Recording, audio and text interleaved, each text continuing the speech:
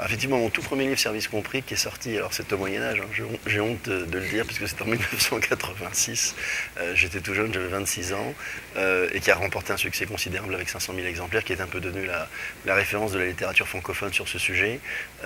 C'est juste une frustration, en fait. J'avais vécu 2 ans aux États-Unis après mes études. J'avais fait ma coopération, c'est-à-dire j'avais remplacé mon service militaire par 2 ans aux États-Unis. Et à l'époque, la France était encore moins serviable qu'aujourd'hui, c'est vous dire. Et du coup, je m'étais dit, il faut faire quelque chose. Et comme j'avais une culture managériale un petit peu américaine, j'ai écrit un livre, je crois que c'est ça qui a fait son succès d'ailleurs, qui était assez pragmatique, avec beaucoup d'exemples, d'anecdotes, plutôt que des grandes théories, et que les gens finalement lisent peu nombreux. Et c'est ce qui a fait le succès de ce livre totalement inattendu dans les années 80, suivi de beaucoup d'autres bouquins, et puis pas mal d'expériences d'entrepreneurs derrière.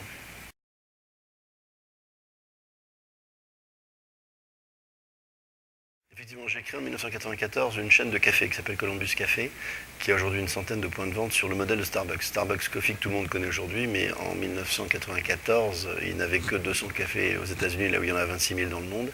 Et en fait, j'ai eu envie de, non pas forcément de copier Starbucks, c'était pas ça l'intérêt, mais de créer un lieu, en fait, où on pouvait livrer du bonheur, donner du bonheur aux gens chaque matin. J'avais l'ambition de l'entreprise, c'était de faire passer chaque jour à chacun de nos clients les 15 meilleures minutes de leur journée, ce qui est totalement différent de vendre du cappuccino ou des muffins. Et effectivement, c'est une aventure qui a été passionnante, extrêmement compliquée. On a eu des emmerdements sans fin, on a tout vécu, on a été quasiment en dépôt de bilan pendant 2 ans, etc. Et donc, si vous voulez que je résume un peu les qualités de l'entrepreneur, pour moi, c'est avant tout de rêver et de rêver grand. Pour une raison simple, c'est que la vie de l'entrepreneur est toujours plus compliquée, difficile, chaotique que prévu. Et pour s'en sortir, il faut avoir un grand rêve qui vous porte au-delà des difficultés. C'est-à-dire que l'ambition, l'énergie, le rêve vous fait sauter les obstacles. Parce que vous dites, bon, c'est un obstacle de plus, mais dans 5 ans, dans 10 ans, on en aura 200, 500 cafés, etc. Donc il faut rêver grand. Il faut être tenace, il ne faut jamais abandonner.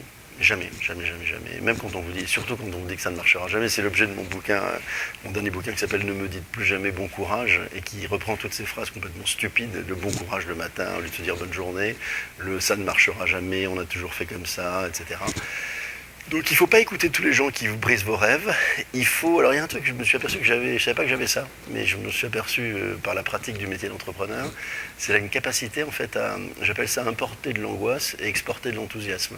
C'est-à-dire d'être capable de prendre des coups sur la tête tous les matins, avec des ennuis, le fisc qui vous emmerde, le service d'immigration, du travail, du machin, les lois idiotes, scélérates, les réglementations à la con, etc. Et puis vous avez juste l'entrepreneur qui est capable tout le temps d'externaliser de la passion du projet en fait. Et c'est fondamental parce que si vous commencez à douter, tout le monde doute autour de vous. Donc je dirais qu'il faut être travailleur aussi, j'oublie, enfin, la France c'est le pays qui a inventé les 35 heures, c'est quand même la plus belle bêtise du monde, personne n'a jamais copié cette loi stupide. Et je pense que si on cumule la ténacité, la passion, le travail et un grand rêve, on est pas mal comme entrepreneur.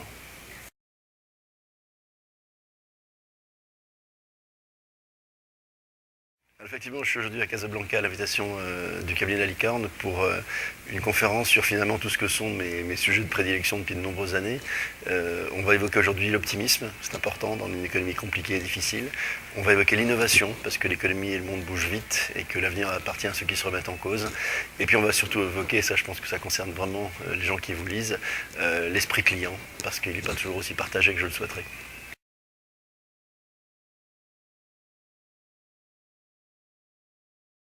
Alors par rapport au Maroc, j'ai toujours un double sentiment depuis que je le connais. J'y viens assez peu souvent, mais j'y suis quand même venu de nombreuses fois. C'est d'abord des gens d'une extraordinaire gentillesse, ce qui est le plus important, parce que finalement dans la qualité de service, le plus difficile à développer, c'est l'état d'esprit. Et en même temps, par rapport à des standards d'une économie mondialisée, c'est parfois un peu moins de professionnalisme, un peu moins d'attention aux détails. Parce qu'en fond, à un moment, quand tout le monde devient bon autour de vous, la différence, elle se fait sur le détail.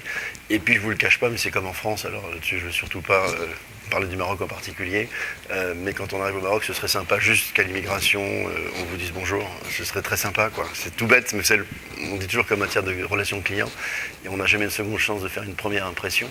On dit aussi que la première impression est toujours la bonne, même quand elle est mauvaise. Et quelque part en France, ils ont mis des années à Orly, à Roissy, à faire prendre conscience aux gens qui étaient la première image de la France, que c'était sympa de l'accueillir avec un sourire et un mot gentil. Ça fait un monde de différence. Ce sont des petits détails. Donc globalement, je dirais que le Maroc est un pays qui a tout en main, une jeunesse qui a envie de faire plein de choses, une économie qui est quand même avec des jolis taux de croissance malgré un monde qui a un peu de mal. L'Afrique est un continent qui est en pleine explosion. Donc il y a tout à faire. En se mettant au meilleur standard, ils peuvent devenir effectivement un paradis du service.